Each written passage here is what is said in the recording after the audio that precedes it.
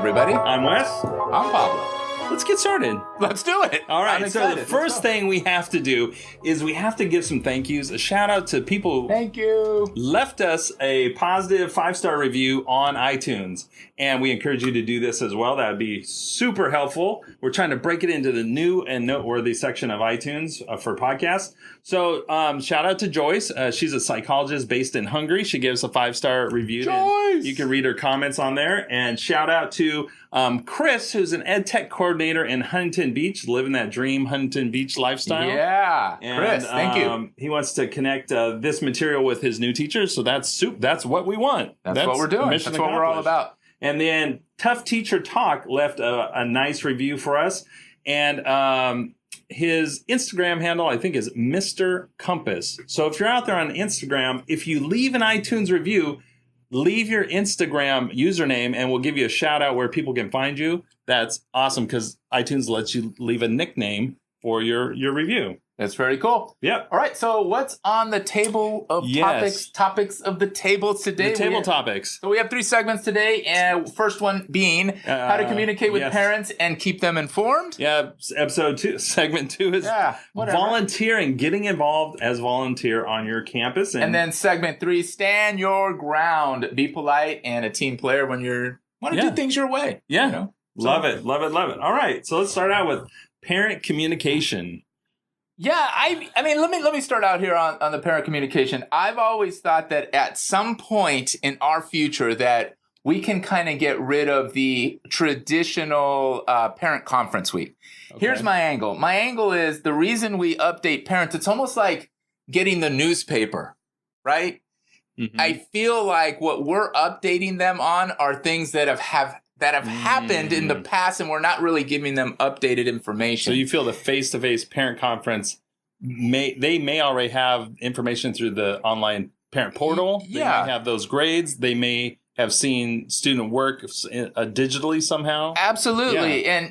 But not necessarily the full picture. So I want to fill in the gaps, and I want to continuously keep parents informed on all the things that all of my students are doing. So I've discussed this with many teachers, and I think the number one concern or thing that comes up every time is, Pablo, I love that face-to-face interaction. Yeah. Me too. Yeah. I'm not saying don't ever see or communicate or reach out to the parents in the community and not see them anymore. That's not my point. Is I think there'll be less of a concern to actually have that traditional week-long period of time where we could be doing other things. That's what I'm saying. I'm trying to get back that time. It is so valuable and precious to us as educators and teachers and so on and so forth. I hear you.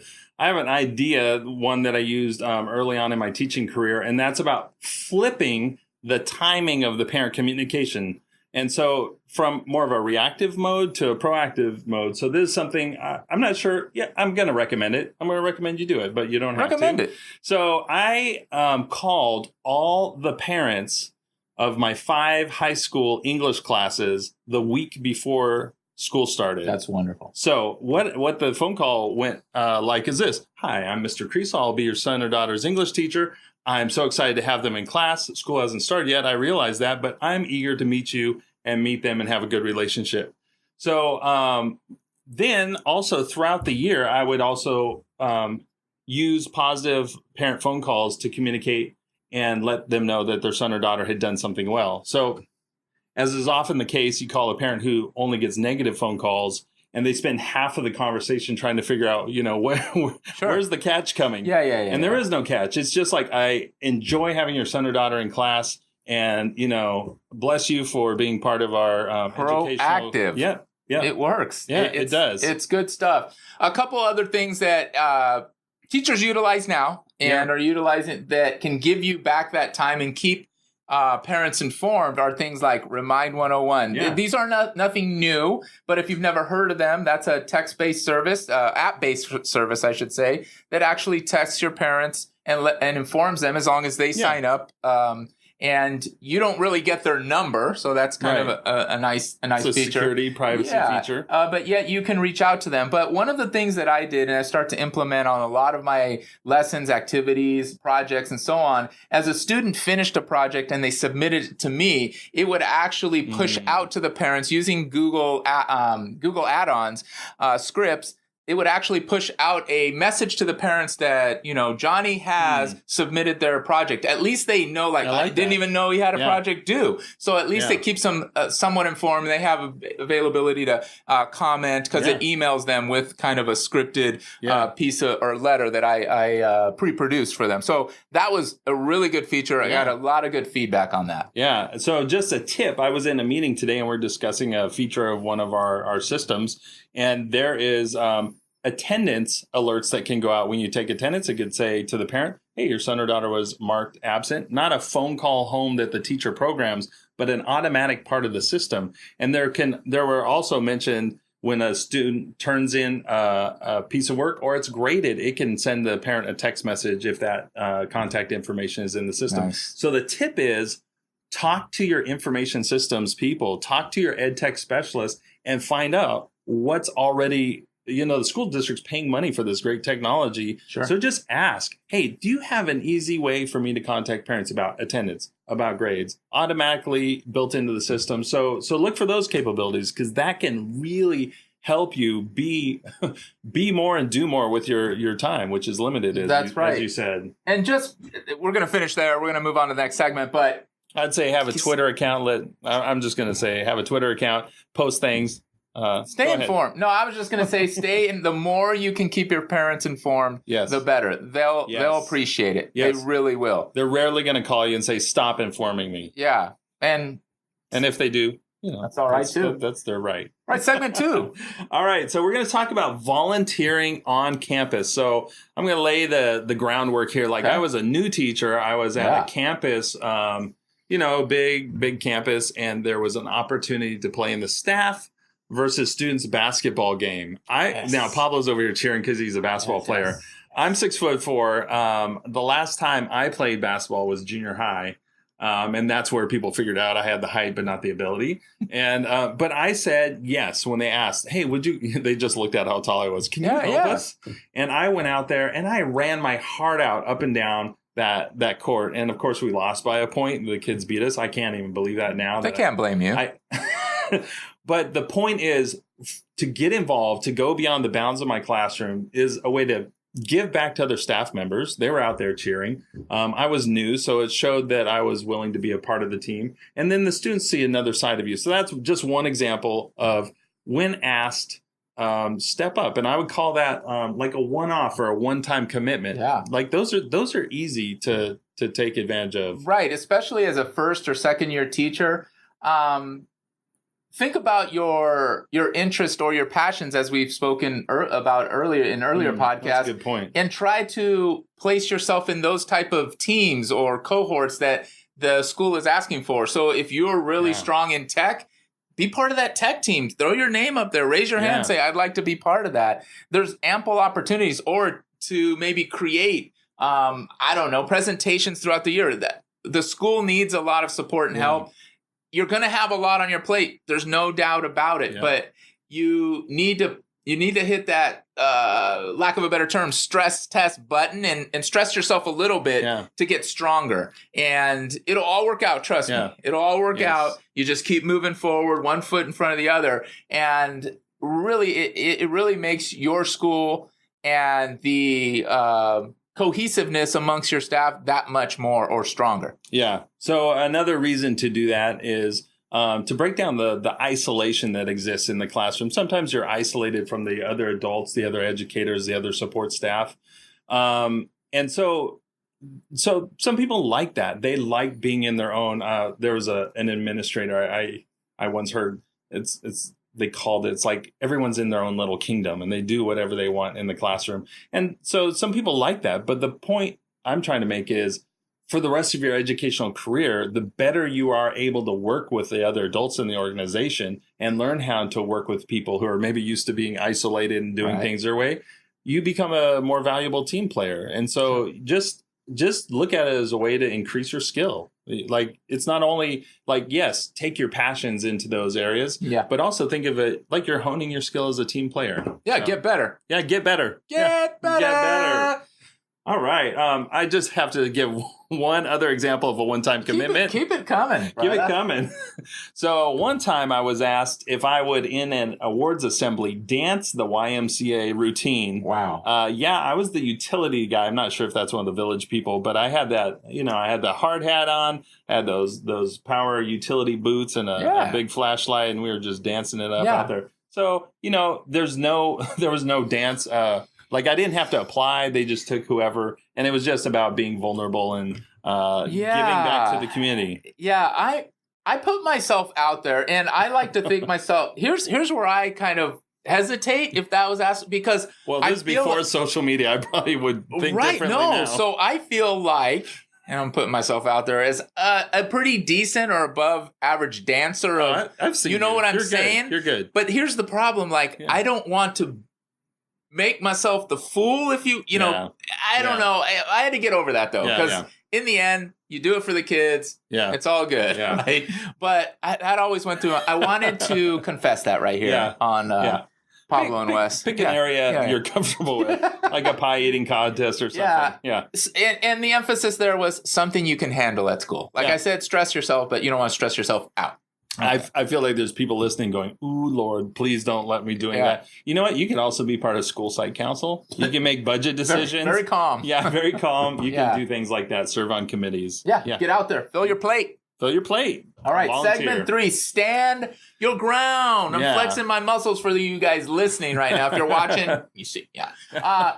Be polite, but make sure you're a team player, but make sure that you're doing things your way, So this was your idea, this topic. So do you have some sort of background, a scenario or something like that? I know I can think of some. Yeah, no, it's not necessarily like someone, I'll say this. My experience has been almost completely that I've been fortunate enough to kind of run my own classroom without per se, because I taught middle school mostly. And while I had a team, I was the only content area teacher on that team. Yeah. So I was one of 3 teachers, and that was most of my career. But nonetheless, I put myself in the shoes of a team, like let's say a 5th grade team, teaching obviously elementary school and teaching all the subjects. How would I do in that kind of team? I am a team player, but I also feel I'm a leader. And I would just say, if you're doing everything by the book, by the way the team does it, especially if you're a new teacher coming onto a veteran team, you're going to there's going to be an ebb and flow. Either they're going to tell you this is what we do on this, and sure, you don't want to cause a lot of strife either, but at the same time, my thoughts have always been, I would want to do certain things my way. Yeah. And you should. And you have thoughts and instincts for a reason. Correct. And so, I'm hearing you, like, you should follow through on those, because that's how you learn. If you only do it the way they've done it, maybe that's leaving some better outcomes untapped, because you just went with the flow. And in certain cases, that's okay. That's being a team player. Yeah. And that's okay. But if there's things that you're dying to do, but it doesn't fit into your team's, figure out a way either to convince them or show them that this is a valid activity, lesson, whatever it might be, that that it's valid and it's valuable for our students. So I don't think that it has to match worksheet for worksheet.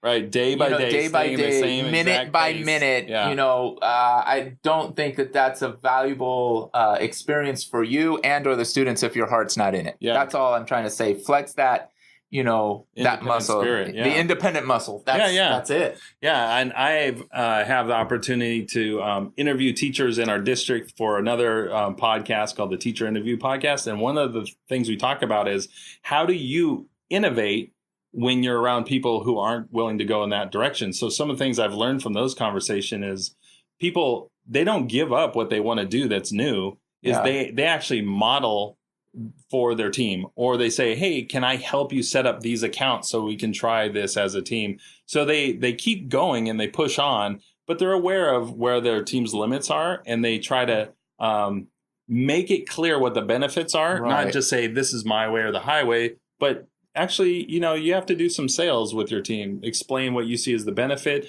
Help to offer to do some things for them to take the confusing parts off the table if it's something you think there might be benefit for them to try. Anyways, I don't want to get off on a tangent there. No, that's good. I mean, you don't want to show off, but you want to show up, so to speak. And I'm just going to finish with this. It's like the assembly line. I kind of just imagine this, like you're the new guy on the assembly line. Yeah. And you're just like, hey, I'm new. I want to make sure that everybody knows I work hard. Yeah. And the other two veterans are saying, hey, slow down. You're making us look bad. Like, slow that down. Yeah. Like, no, I'm just doing my thing. Yeah. I'm energetic. I'm young. And stay energetic, stay young, but you get old, but stay energetic. So it's really something to live by as you become what they call a veteran teacher. Yeah, so to speak. That's a good point. And I think of one of the skills you can use in these negotiations, working with teams and trying to find your own identity and forge your own path, but is just the skill of paraphrasing. Is like when you're talking with people, listen and actually repeat back what they said, because sometimes there's a disconnect from what you think they're telling you and what you're hearing. So just use that skill of paraphrasing and say, I hear that you want me to stay on the pacing guide the whole year. And maybe you'll find out, well, no, that's not what we're saying. So use that skill of paraphrasing. That's a good tip to help you be polite, but also be a team player and show that you're really listening by paraphrasing back people's words. Boom. Boom. All right. So we're at the end. It's time for I'm so excited, our social media shout out. Shout out. So we have an Instagram follower, Teach Ms. Tanner. So it's Teach, MSTANNER. And so first of all, I was attracted to her account because she writes these stories or these narrative style posts where you feel like you are a part of her school day. Yeah, you were showing me earlier. You see this life from her eyes, and a lot of it's kind of a student-focused story, so I really suggest follow her. But not only that, she has a secondary guide, and so on Instagram, I've been following a lot of teachers, and I see a lot of elementary resources. Mm-hmm. So I just want to give a shout-out. She wrote a secondary guide, and it's... By the way, did you get that guide? I got it. I bought it. Teachers pay teachers, huh? And so it's like 100-page document of top 50 ways to help improve your classroom. And also another thing I appreciate about that is she put a lot of heart and soul, and she wrote these stories or narratives that help you understand each of the suggestions. So like, check her out. Who was that again? Once again? That was Instagram is her Instagram handle is Teach Ms. Tanner. And that's it for us. That's it? That's it. We're out? That's it. We're out. We'll see you on the next episode. Episode. Thanks for joining us, guys. All right. Bye. Bye.